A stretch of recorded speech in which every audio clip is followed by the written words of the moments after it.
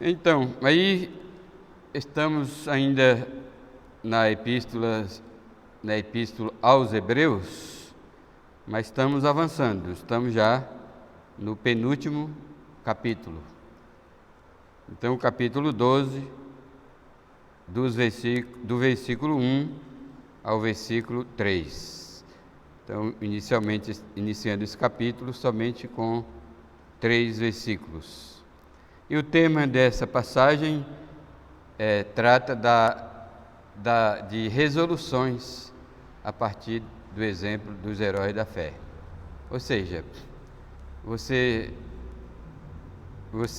é crente, iluminado pelo Espírito Santo, leu e ouviu pregações no capítulo 11, certo? Foram nada mais nem nada menos do que 6 pregações no capítulo 11. Aqui nós verificamos que a fé, sobre o tema-chave, o que a fé faz, nós verificamos que a fé remove montanha, que a fé agrada a Deus, que a fé obedece, que a fé vive pela fé, que a fé vive pela fé e não pelo que vemos, né? Pelo o alcance dos nossos olhos. Então, essa parte é muito importante, até enfatizada pelo apóstolo Paulo. Nós não vemos os planos de Deus, mas confiamos nos planos de Deus. Nós não sabemos o que Deus vai fazer por nós amanhã, mas sabemos que Ele vai fazer. Está escrito em 1 Tessalonicenses 5:24. Fiel é o que vos chama, o qual também o fará. Eu sei que os missionários usam esse trecho para dizer, referindo ao seu sustento, a proteção, tudo que Deus vai fazer por ele lá no campo missionário, mas ele foi interpretado aí de acordo com as necessidades, mas a Bíblia a gente não interpreta de acordo com as necessidades. Então eu dou essa dica para vocês: quando você lê 1 Tessalonicenses 5:24, ali Deus está falando sobre a santificação, porque naquele mesmo, a gente sempre interpreta a Bíblia conforme o seu contexto. Ali Paulo disse, e o vosso corpo, alma e espírito sejam irrepreensíveis, santificados, né, pelo Senhor, porque fiel é o que vos chama, o qual também o fará. Porque a santificação, assim como todas as coisas que desfrutamos do Senhor, é tudo pela graça, né? Até o nosso arroz com feijão é fruto da graça de Deus. Amém?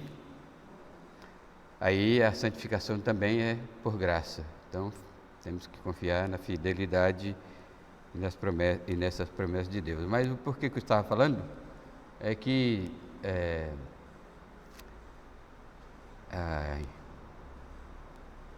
sim, aí vamos voltar, já que eu não lembrei por que eu estava falando desse versículo, então vamos voltar aqui para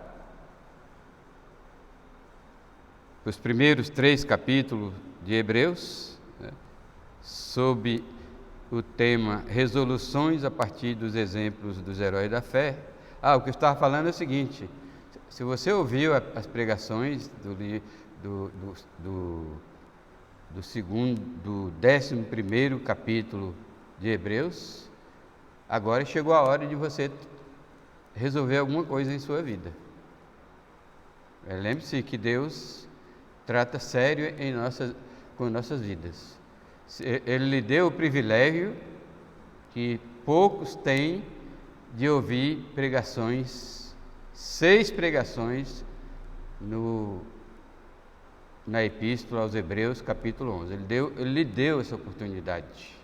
E aí, simplesmente você vai dizer, pastor pregou 6 vezes no capítulo 11 de Hebreus, mas eu não entendi nada e um dia eu entendo. Aí você morre e aí perdeu os galardões, né? Então temos que considerar o que Paulo diz na Epístola aos Gálatas, capítulo 6. Lá ele diz o quê? Aproveitai as oportunidades. Então, irmãos, já que você ouviu o capítulo 11 de Hebreus, aproveite a oportunidade e toma resoluções em sua vida. Porque a Bíblia diz que Deus, se você não tomar resoluções em sua vida, você está zombando de Deus. Porque Deus lhe deu a oportunidade e você negligenciou, menosprezou, né? Ouviu e se afastou, né? Isso Tiago condena. Ele diz lá, devemos ser ouvintes da palavra e não, devemos ser praticante da palavra e não ouvinte, porque ele diz, porque aquele que ouve a palavra e esquece, abandona, é como alguém que olha no espelho, afasta-se do espelho e esquece, né? Não vai fazer as correções que o espelho mandou, né? A Bíblia é o nosso espelho, e pregações é um espelho expandido, que realmente mostra às claras o que deve ser, o que deve fazer, o que deve crer, o que deve obedecer. Tá certo?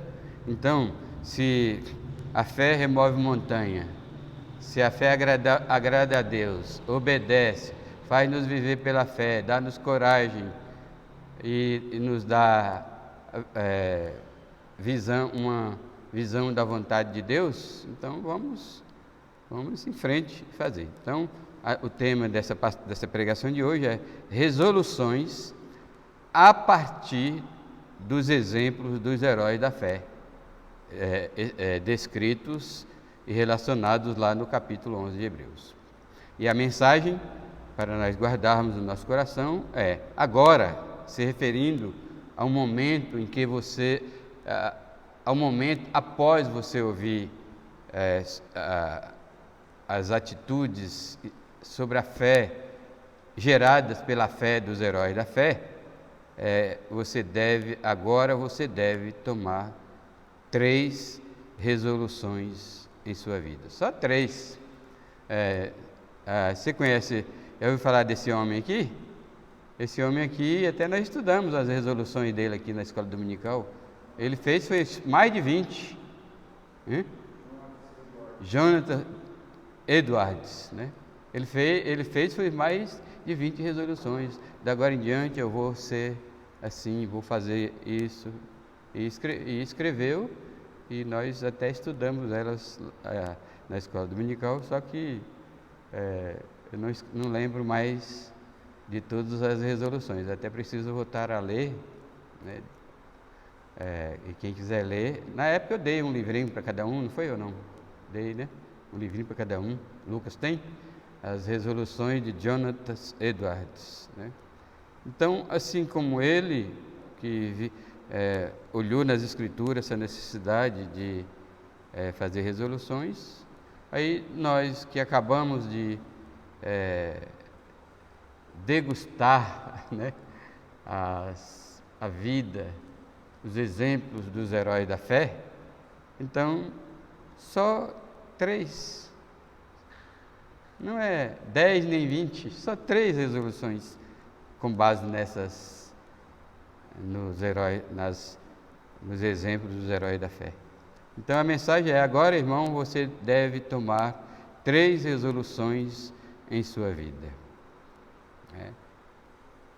Aí eu vou ensinar aqui como vocês quais são as resoluções e como tomar a resolução, né? Aí, para que você tome essas resoluções, diga para si mesmo, de si para si mesmo, diante do Todo-Poderoso. Amém? Então, para você se tomar 3 resoluções em sua vida cristã, diga assim: para eu agir como agiram os heróis da fé, devo, é aqui que está a resolução, devo tirar de sobre mim todos os embaraços do pecado que tanto me impede de participar de todos os efeitos, aliás, de todos os feitos da fé, ou seja, o que a fé faz, que foi o tema do capítulo 11. Então, para você imitar os heróis da fé, assim como Paulo diz, sejam meus imitadores, como eu sou de Cristo, né?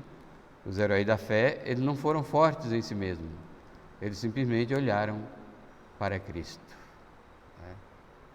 Olharam para Deus e removeram montanhas, agradaram a Deus, obedeceram, né? Então você deve fazer essa resolução: devo tirar todos os embaraços de minha vida, né? Mas qual o embaraço? Que embaraço? Meus irmãos, há muitos crentes embaraçados. Lembremos que pecado não é somente adultério, roubo e ir embora da igreja, né? A gente pode, cada um de nós devemos constantemente orar como Davi orou. Davi teve dúvidas, para ele estava sem nenhum embaraço, sem nenhum pecado. Mas quando a gente está assim, e quem é que tem essa dúvida? É alguém que não se julga perfeito ainda, né? É alguém que teme a Deus, é alguém que quer, no nosso caso aqui, quer agir tal como agiram os heróis da fé. Esse diz para Deus: sonda-me, ó Deus, eu posso estar cometendo algum pecado. Lembre-se também que há pecados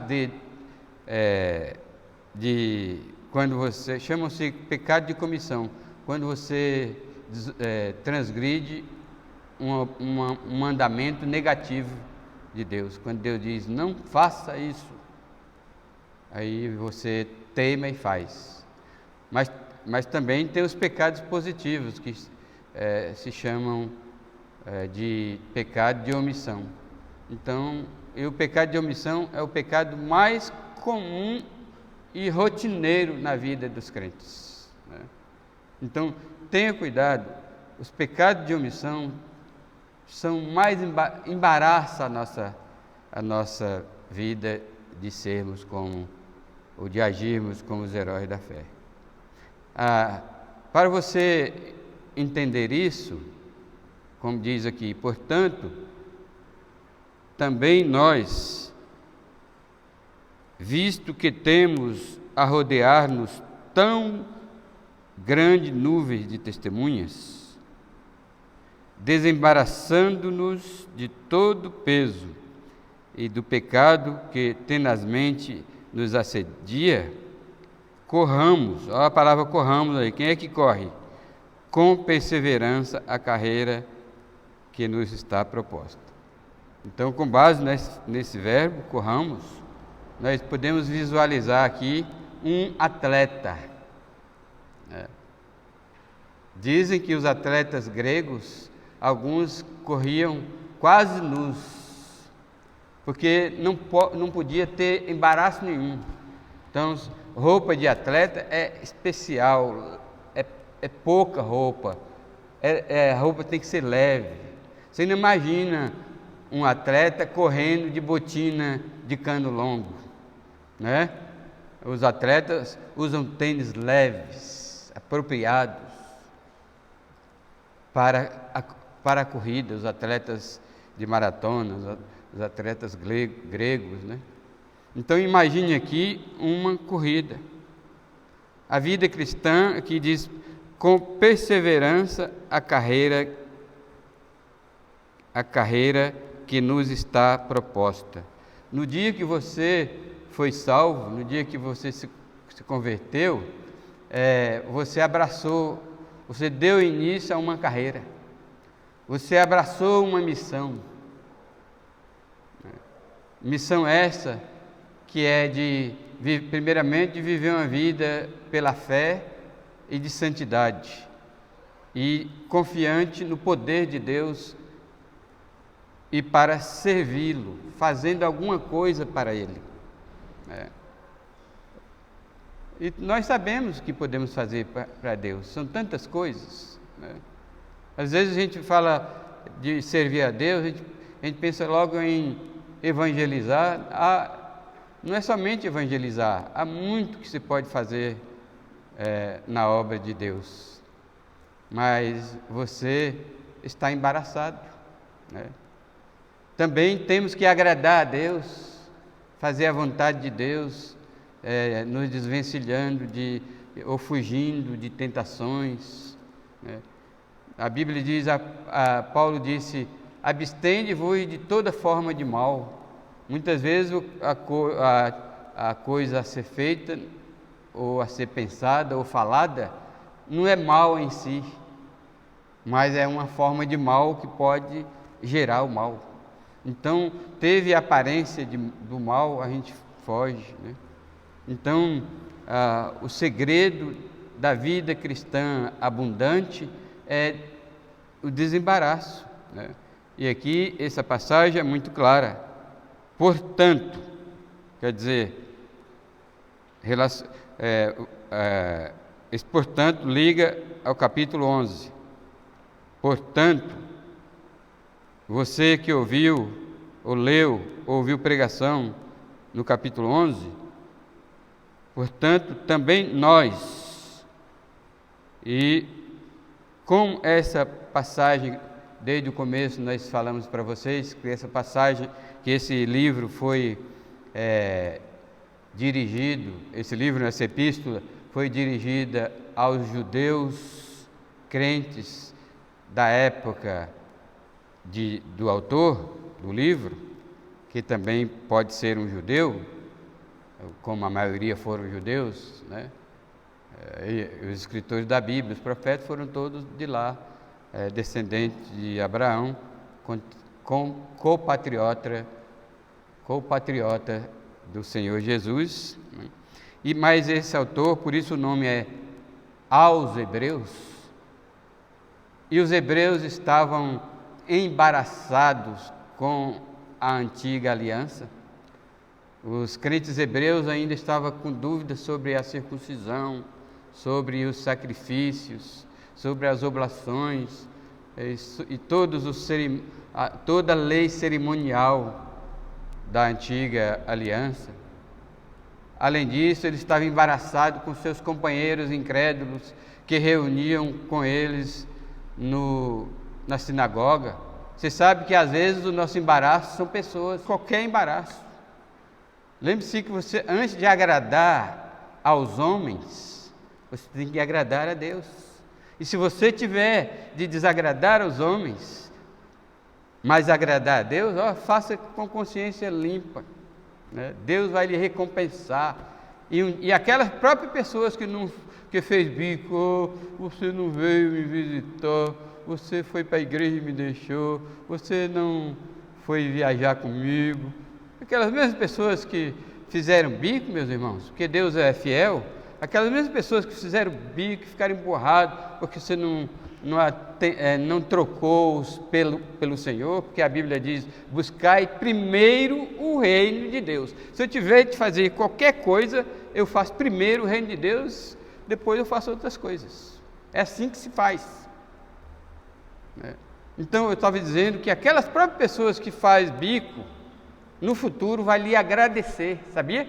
Eu já ouvi muitos casos, histórias de pessoas que não gostaram da atitude do crente, aí um dia ele se converteu por causa daquele exemplo. Veja como ele ama a Deus, ele deixou de fazer isso por causa de Deus, por causa da igreja. Aí um dia ele se converte, aí encontra a pessoa e diz: eu te agradeço muito por aquele exemplo. Na hora eu fiquei muito bravo,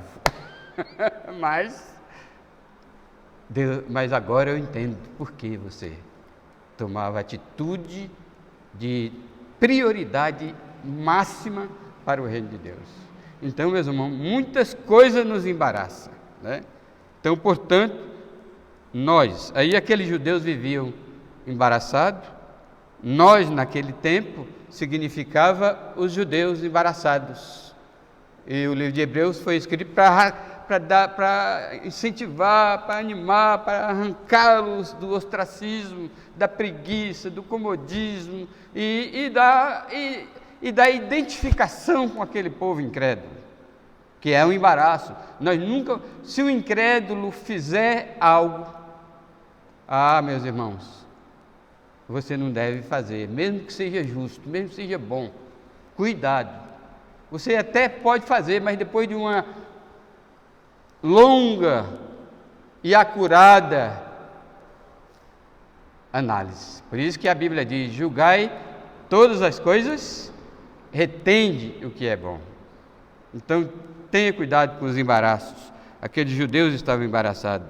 Portanto, nós, visto que temos a rodear-nos tão grande nuvem de testemunhas. Aí se refere aos heróis da fé do capítulo 11. Agora aqui é importante, talvez vocês nunca ouviram, mas eu já vi, os heróis da fé não estão cobrando nada de nós, né? Eles não estão rodeando a gente literalmente, certo? Como se estivesse olhando a gente, né? Nada disso. Eles morreram, estão desfrutando da glória do Senhor em espírito, mas estão, e eles nem sabem o que está acontecendo conosco, mas o Espírito Santo inspirou o autor do livro da Epístola aos Hebreus a dizer que a vida cristã é como se estivéssemos rodeados por aqueles heróis da fé, porque é impossível esconder uma cidade edificada sobre o monte, é impossível acender uma candeia para pôr debaixo da mesa, e é impossível que a luz do crente não brilhe, né? Então, a luz dos heróis da fé não brilhe. Os exemplos que eles deixaram, o legado que eles deixaram aqui é que nos rodeia, né? Aí, realmente, ele nos rodeia e nos pressiona, sim, a seguir os seus exemplos. Não eles, mas o Espírito Santo que trouxe a lume, trouxe a luz, né, às claras, a vida que eles tiveram. Então, aqui, se temos esses bons exemplos, então, o que impede que a gente ande como os heróis da fé?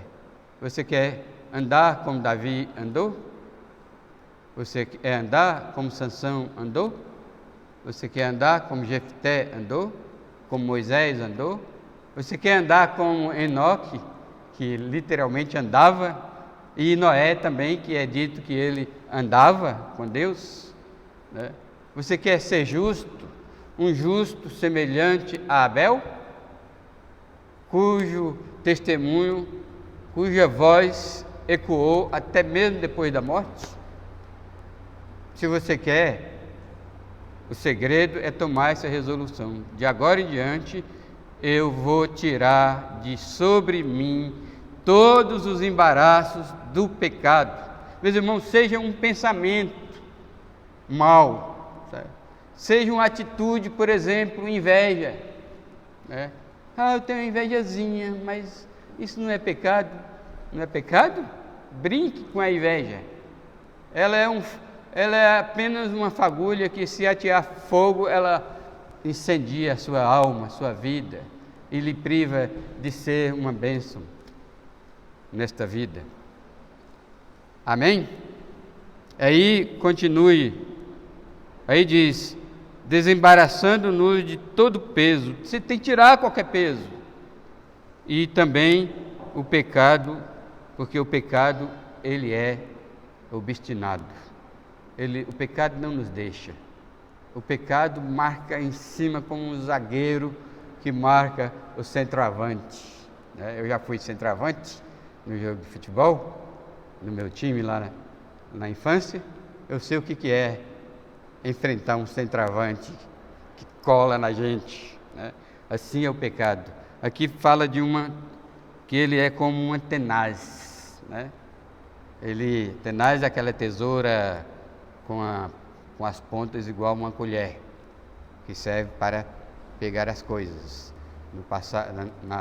No tempo dos sacrifícios lá de Levítico, você vai ver os sacerdotes, né, tirando brasas do altar com uma tenaz. Você viu, por exemplo, também lá em Isaías 6, que com uma tenaz o anjo pegou uma brasa e queimou a boca do profeta para purificar. Então, tenaz é isso, aquilo que gruda, que marca em cima, que insiste, que é teimoso, que é obstinado e não desiste, né? Mas Deus nos deu o poder para dizer não ao pecado, pois Romanos 6 também nos lembra que o pecado não terá domínio sobre vós, seja qual for o pecado. Então, desembaraçando de todo o peso do pecado que tenazmente nos assedia, ele nos assedia, né? Assediar é insistir, ficar em cima, né, até que conclui o seu intento. Então o pecado é assim, ele fica nos assediando, ele não respeita nem o cerco que as nuvens de testemunha faz sobre nós, ao nosso redor, né? Que está dito aqui que temos a rodear-nos uma grande nuvem de testemunha, mas o pecado ele é abelhudo. Abelhudo. Sabe o que é abelhudo? Abelhudo é alguém que se intromete em coisas alheias, em negócios alheios, né? Onde se põe o dedo onde não devia, né? E se mete na vida dos outros. O diabo é assim, abelhudo, né? Cara de pau. Agora estou xingando o diabo de todos os nomes. Abelhudo, cara de pau, né? Ele é aquele tipo de penetra, né? Que fica farejando festas na cidade, onde ele nem foi convidado, mas ele é cara de pau, ele chega e come. Ele entra onde não é chamado.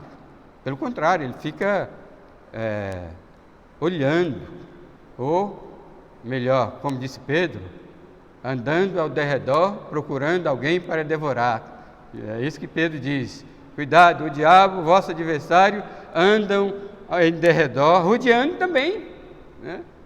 Ele nem tem medo das testemunhas, do poder da fé das testemunhas. Mas nós que confiamos no Deus em quem esses heróis da fé confiou e serviu a Deus até a morte, irrepreensivelmente, então nós podemos assustar, dar um susto no pecado quando ele nos assediar. Amém? E viver uma vida e seguir a nossa carreira desembaraçado, porque temos que tirar a botina de cano longo, temos que tirar a blusa pesada, temos que tirar o paletó, temos que desembaraçar, temos que correr livremente, né? Porque o pecado é o embaraço. Aí corramos com perseverança, né? Porque embaraçado não adianta perseverança. A Bíblia valoriza muito a perseverança, mas perseverança embaraçado com o pecado pode significar teimosia, né? Teimosia, obstinação é diferente de perseverança. Deus quer que a gente corra com perseverança, mas desembaraçado também. Senão não adianta correr embaraçado. Embaraçado ninguém chega a lugar nenhum, né? Fica tropeçando nas roupas, tropeçando na botina, o peso da roupa não consegue deixar você correr livremente. Não adianta. Então tem que ser perseverante e desembaraçado ao mesmo tempo. Então, recapitulando aqui o nosso primeiro ponto, para agirmos como agiram os heróis da fé, tomando esta resolução de tirar de sobre nós todos os embaraços do pecado que tanto nos impede de participar de todos os feitos da fé, ou seja, o que a fé faz. Então, meus irmãos, você tem que fazer essa resolução. Tirar, de hoje em diante, vou tirar de sobre mim todos os embaraços. É simples, né? A Bíblia diz que devemos confessar e deixar.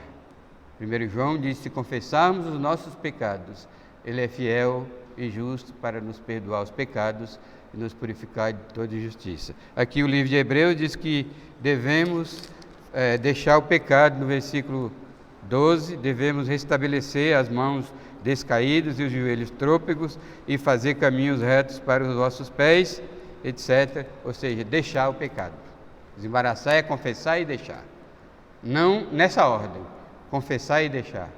Porque antes de confessar a Deus, ninguém consegue deixar. Então, antes diz, reconheça diante do seu Deus que você anda embaraçado e recebe e se prepare para receber o efeito do sangue de Jesus na purificação do nosso pecado. Aí nunca mais você vai praticar aquele pecado voluntariamente, certo? É isso aí. Ponto 2. Em segundo plano aqui, para agir como agiram os heróis da fé, você deve tomar a seguinte decisão: devo tirar o foco das circunstâncias, de mim mesmo, das pessoas e fixar os meus olhos em Jesus.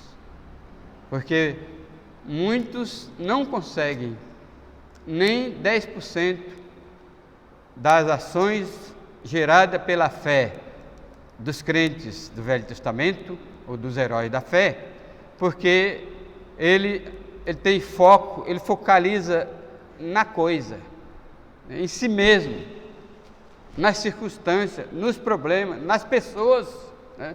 Tem gente que nem vive porque só fica meditando no mau exemplo das pessoas, só fica meditando nas ofensas das pessoas, só fica meditando na falta de santidade das pessoas. Esquece nessa hora, devemos esquecer as pessoas, ou pelo menos tirar os olhos das pessoas, porque homem nenhum é exemplo para nós, meus amados irmãos. Homem nenhum de Belial, homens maus, não é exemplo para nós.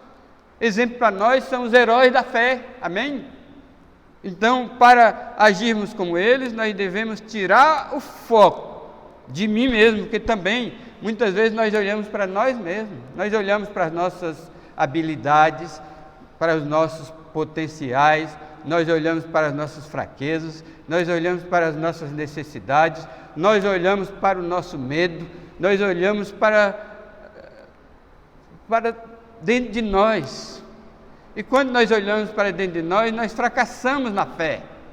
Então temos que tirar os olhos de sobre nós e olhar para Jesus. É o que diz a passagem aqui. Temos que tirar os olhos das circunstâncias. Se eu, meus irmãos, fosse olhar a circunstância agora, dada as minhas fraquezas, as minhas limitações e o meu apego às coisas, ao meu apego ao meu irmão, eu não estava aqui pregando, certo? Mas eu tiro. Hoje eu estava, essa semana, como eu estava preparando a pregação, essa noite eu acordei, perdi o sono e comecei a pensar: por quê? Né? Aí quando eu assustei, falei: eu estou com foco, meu Deus, eu estou focando em mim, agora é hora de eu olhar para meu Senhor Jesus Cristo, E é isso que a passagem diz no versículo 2. Aí, desembaraçado do pecado, aí você vai ter condições de abrir os olhos, porque o embaraço também embaraça os olhos. O embaraço cega os olhos espirituais. E você não consegue ver Deus em sua vida, ver o que Deus prometeu fazer em sua vida. Impede você ver o que Deus está fazendo em sua vida. Por acaso Deus não está operando em minha vida de ontem para cá? Mas se eu tivesse focado em mim, eu não enxergava. Mas Deus está fazendo grandes coisas por mim de ontem para cá. E por você também. Aí você pode olhar, olhando firmemente para o autor e consumador da fé, Jesus. Então Jesus, ele é tanto o autor, o criador como é consumador da fé. Porque Jesus criou a fé e ele derramou a fé em nós. Isso significa fé consumada. Fé consumada é quando alguém consegue responder à mensagem de Deus com a fé que Deus lhe deu. Por exemplo, se você dá o seu testemunho, prega o evangelho, ora por um parente, conhecido, amigo ou pessoa qualquer, e ele diz, sim, eu creio, eu aceito, eu recebo o dom da vida eterna, que Jesus Cristo pagou na cruz por mim. Isso que é a consumação da fé. Quando você se separa pela morte de um ente muito querido, e você reage com paciência, com calma, sente a dor, geme sozinho e clama para Deus. Aí você olha para Jesus e Jesus lhe vê. Então você não se desespera. Aí essa fé foi consumada em você. Então Jesus é tanto o criador da fé, como aquele que consuma a fé, ou seja, literalmente injeta a fé em nós, porque pela graça sois salvos mediante a fé. Isto não vem de vós, é dom de Deus, não de obras, para que ninguém se glorie. Então a fé é um dom de Deus. Esse dom de Deus, ele é consumado quando nós vivemos pela fé, né? Quando vivemos uma fé que remove montanhas. Lembra que eu falei que nós temos muitas montanhas, né? De ontem para cá, eu tive que remover uma montanha que parecia infinita, né? E cada um de nós removemos montanha o dia inteiro pela fé. E quando você remove uma montanha, consegue remover uma montanha, meus amados irmãos, Jesus consumou a fé em você. Amém? Então diz o autor e o consumador da fé, Jesus. Olha o que ele fez. Olha o que ele fez. Agora, o exemplo é Jesus, da agora em diante. Teve um pouco dos heróis da fé, mas agora o nosso exemplo maior é o Senhor Jesus.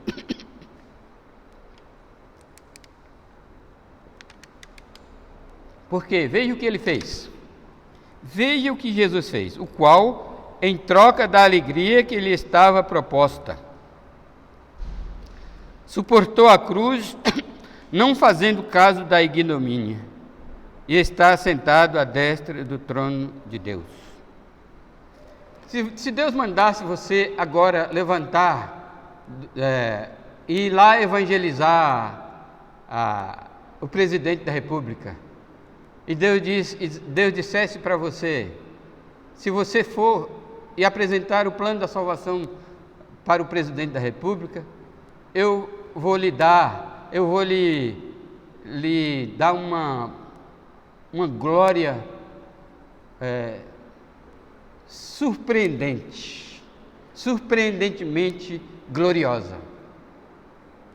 Se Deus falasse isso para você, o que você faria? Se Deus falasse assim, evangelize o presidente, eu estou falando presidente porque é a pessoa mais inacessível para a gente evangelizar, né? Vai, evangeliza o presidente. Quando você tiver feito o trabalho, eu vou lhe alçar a uma glória que você não imagina, o que você nunca imaginou. Será que eu e você iríamos correndo para Brasília evangelizar o presidente? Ele precisa de ser evangelizado, como todos nós, né? Mas aí Jesus fez isso.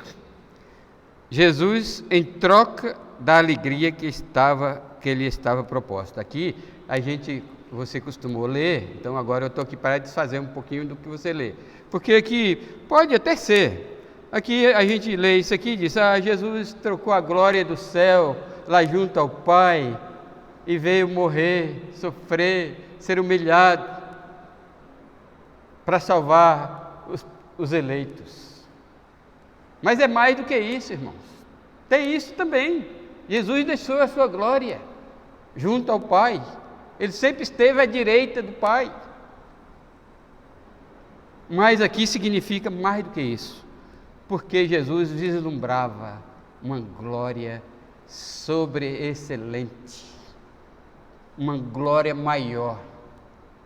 Então, Deus fez exatamente isso que eu falei, da ilustração de Deus mandar você evangelizar o presidente. Deus mandou, foi Jesus descer e morrer e evangelizar os pecadores e salvar muitos pecadores. E por que Jesus fez isso? Aceitou o desafio de Deus? Porque ele contemplava uma glória muito mais excelente após ele ter executado o serviço. Aqui é isso que significa, o qual em troca, ele trocou, ele não se importou de sofrer o que sofreu, porque ele sabia que ele ia ser recompensado milhões e milhões de vezes. Então, em troca da alegria que ele estava proposta, que Deus propôs para ele, o Pai, ele suportou a cruz. É fácil suportar a cruz? Só se tiver uma promessa de recompensa infinitamente, milhões, milhões e milhões de vezes maior do que aquela dor da cruz. Ele suportou a cruz e desprezou a vergonha que ele ia passar. Ele sabia que na cruz ele ia dolorir, ele sabia que na cruz ele ia ser humilhado, ele sabia que na cruz ele ia ser envergonhado. Já pensou? O Filho de Deus, o Deus verdadeiro, o verdadeiro Deus, ser tirado as roupas e deixado nu na cruz, no alto, para todo mundo ver. E ainda as pessoas tiravam casquinha de zombaria, salvou os outros e não pode salvar a si mesmo. Irmãos, Jesus sabia de tudo que ele ia passar na cruz. Ele sabia da ignomínia, da extrema vergonha que ele ia sofrer na cruz. Mas ele não fez caso, porque ele tinha uma promessa gloriosa.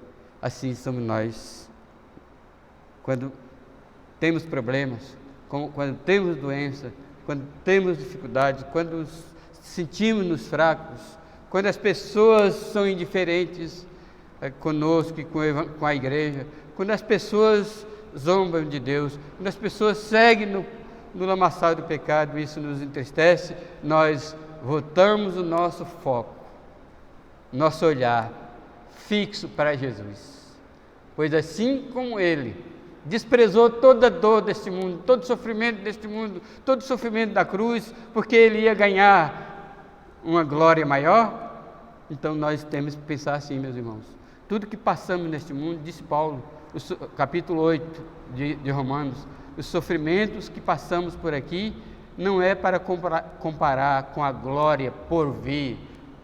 Amém? Então podemos sofrer o que for aqui, porque vale a pena, porque a glória que nos espera é infinitamente maior, assim como Jesus.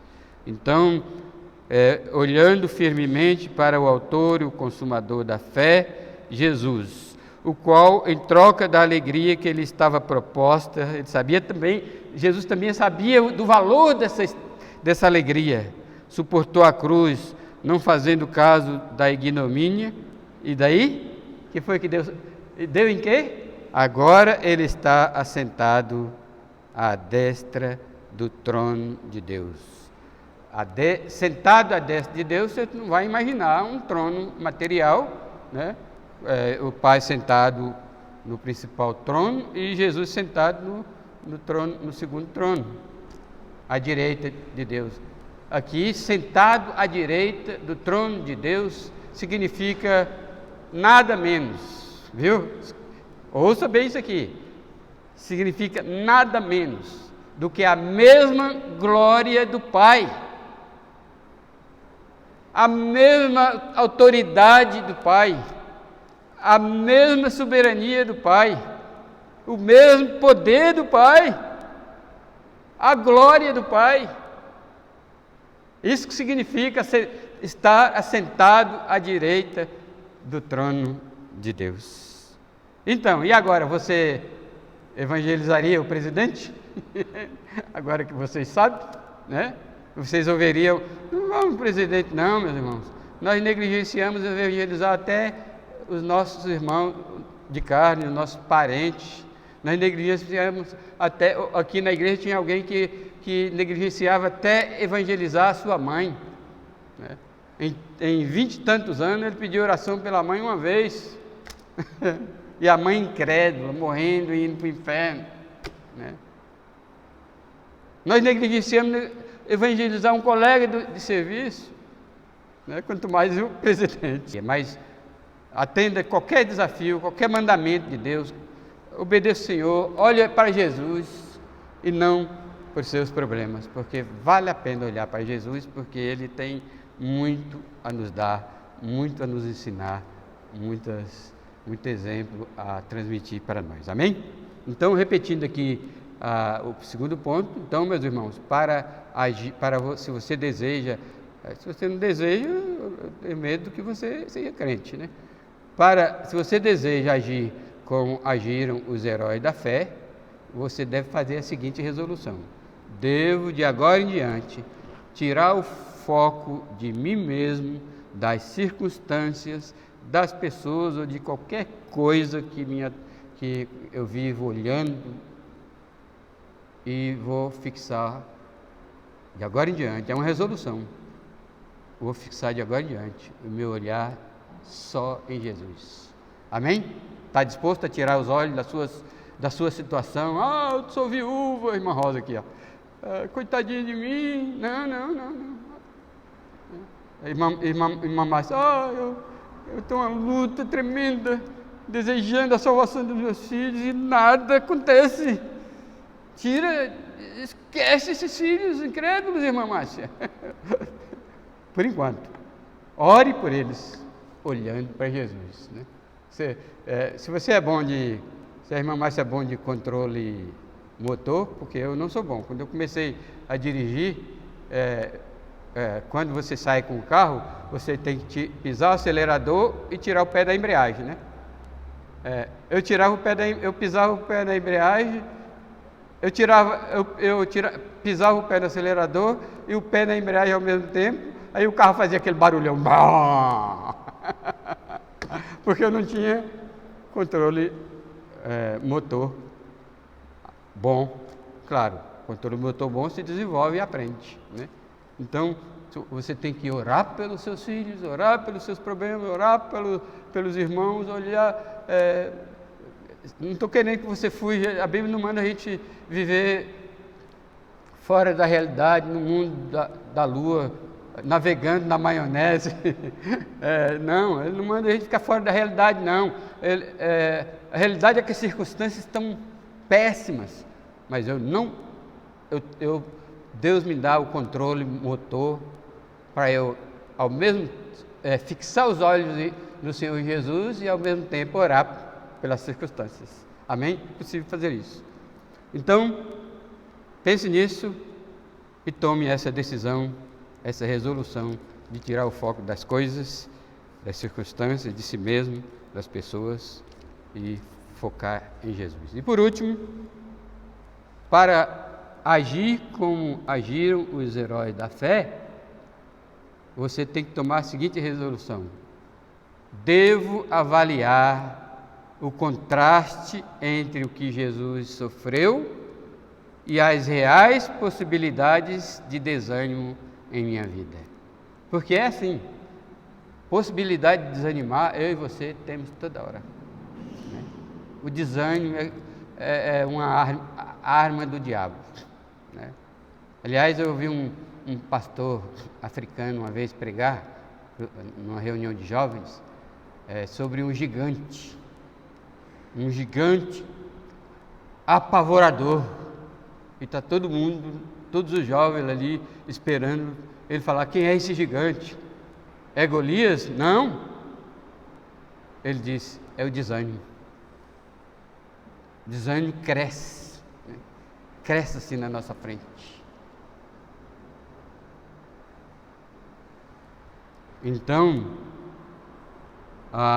nós, para não ser apanhado pelo desânimo, nós devemos fazer uma comparação do que Jesus sofreu e as possibilidades de desanimar e até desistir, porque essa era a exortação que o autor da epístola aos Hebreus estava entregando aos judeus crentes que estava prestes a se desanimar e desistir. Você pode ver no livro de Hebreus, toda hora, nas epístolas, toda hora o autor dizendo: não desista, não desista. Né? E mais uma vez ele está dizendo aqui, para a gente não desmaiar desanimado. Aí ele diz aqui: considerai, pois, atentamente aquele que suportou tamanha oposição dos pecadores contra si mesmo. Se considerar aqui, somar, fazer uma conta, né? Fazer uma conta e depois passar um traço embaixo. Dizem que os rabinos nessa época somavam de baixo para cima e faziam o traço em cima e o total, e já o total. Então temos que somar cuidadosamente o que Jesus passou. Ele enfrentou, aqui está resumido, né?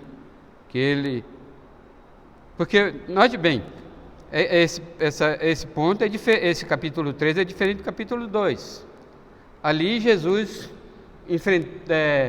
enfrentou, aceitou o desafio em troca de uma coisa muito maior, infinitamente maior, que era a glória do Pai, sentar à direita do trono de Deus.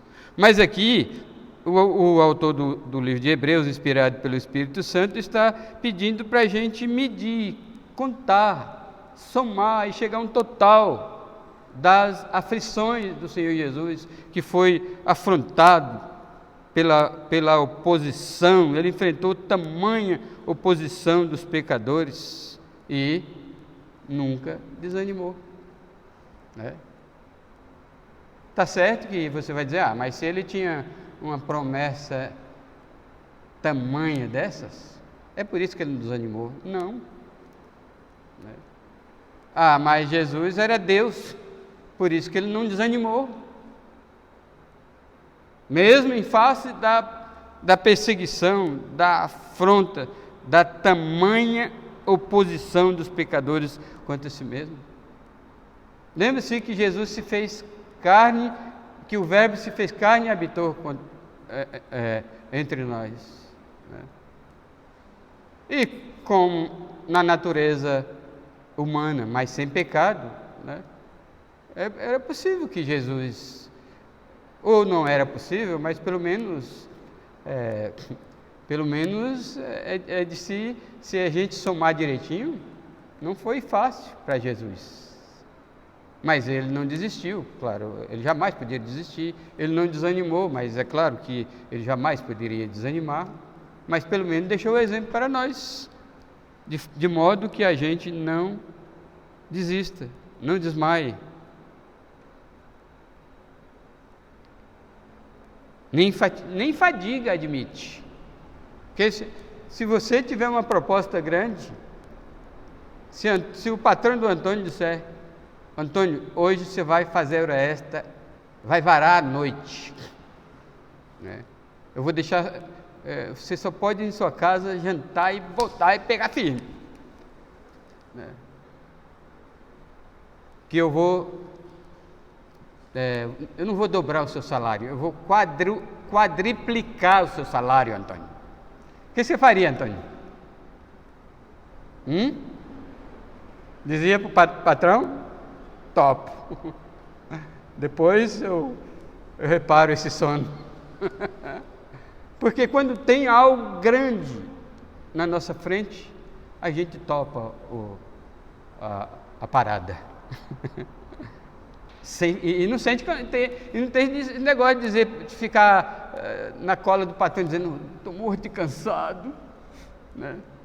Não, sabia que a adrenalina do nosso corpo sobe quando nós estamos motivados? Quando você está motivado, é só lembrar, Lucas, o Eugênio está muito longe, mas o Lucas é recente. Quando você estava apaixonado pela garota dos seus sonhos, o nome dela é Gisele. Você não tinha cansaço. Eu lembro que eu não tinha cansaço. Aí, saía do trabalho e enfrentava qualquer desafio. Entende? Quando nós estamos motivados, não tem fadiga, não tem cansaço, não tem chuva, não tem chuva, temporal, né? Como aquele que estava no telefone com a noiva e dizia: eu te amo, meu coração por ti treme, minha alma por ti gela. Aí ela disse: você vem aqui hoje? Oh bem, oh meu bem, te amo tanto, mas está um toró lá fora. Isso não é amor, ele não estava motivado. Se ele tivesse motivado de verdade, aí ele fala: eu vou sim, chuva de canivete, como dizia Roberto Carlos, corro demais só para te ver, meu bem. Olha, não vai me recriminar. Não é assim que o Roberto Carlos falava? Corro demais só para te ver, meu bem, né? Ele acelerava o carro, ele dizia, na música ele dizia: eu não via a hora de acabar o expediente do trabalho para eu, né, pisar no acelerador. Tá certo? Considerai atentamente aquele que suportou tamanha oposição dos pecadores contra si mesmo, para que não vos fatigueis desmaiando em vossas almas. Está cheio de crentes desmaiados, desanimados, se afastando da igreja, se afastando dos irmãos. Quando vem à igreja, vem só por obrigação, não vem por amor, não se importa em orar pelos irmãos, não importa em ajudar os necessitados da igreja e de fora, não se importa com os missionários. Para ele veio na igreja, cumpriu tabela, marcou o ponto, vai para casa e durante a semana esquece a igreja de Jesus Cristo. Já pensou se Cristo vem arrebatar a igreja no meio da semana e encontra um crente desse tipo? Né? Ele está frito, de qualquer maneira ele está fritado. Então, não há motivo para depressão, desânimo, porque o desmaio aqui é depressão, né? Então, olhe para Jesus e também considere o que ele sofreu. Você vai criar motivação, você vai criar ânimo, você jamais deitará numa cama e ficará lá desanimado. Você jamais se prostrará, você jamais terá depressão. Amém? E as considerações finais que eu desejo fazer são as seguintes. Irmãos, a fé que remove montanhas, que agrada a Deus, que obedece, que nos dá coragem para fazer a vontade de Deus, que nos faz andar pela fé e não pelo que vemos, que nos faz dar um bom testemunho, é acessível a cada crente em Cristo. Todos podem desenvolver, ser agraciado pelo que a fé pode fazer em sua vida. Só que isso só alcança aqueles que tomar essas resoluções. Se você nunca tomar essas 3 resoluções, você nunca vai desfrutar da fé dos heróis da fé. Portanto, se você deseja a fé dos heróis da fé, você deve tomar estas 3 resoluções. Tirar os embaraços da sua vida, fixar os olhos em Cristo, em sua pessoa, em suas obras e considerar os sofrimentos de Cristo antes de pensar em desânimo. Quando você estiver pensando em desanimar, toma essas 3 resoluções e você vai ver você voar como a águia sem se cansar, você andar sem se fadigar, como diz o profeta Isaías. Amém? Amém ou não? Amém ou não? Amém ou não? Amém? Vamos orar. Ó Deus bendito, maravilhoso, sabemos que a vontade do Senhor é que desenvolvamos pelo menos uma parte da fé dos heróis da fé. Dá-me, Senhor, que eu desenvolva pelo menos 10% desses heróis da fé que tinha esses heróis da fé. E conforme a tua vontade e na minha maturidade, que eu possa ir crescendo nesta fé. À medida que eu tome essas 3 decisões e seja leais às decisões que eu tomei, porque não adianta tomar decisões e não cumprir. Então, essas resoluções de tirar os embaraços, de fixar os olhos em Cristo e de somar tudo que Cristo padeceu e não desanimou, para que também nós não venhamos a desanimar. Ajuda a mim e aos amados irmãos. Em nome de Jesus Cristo, nosso Salvador. Amém. Amém?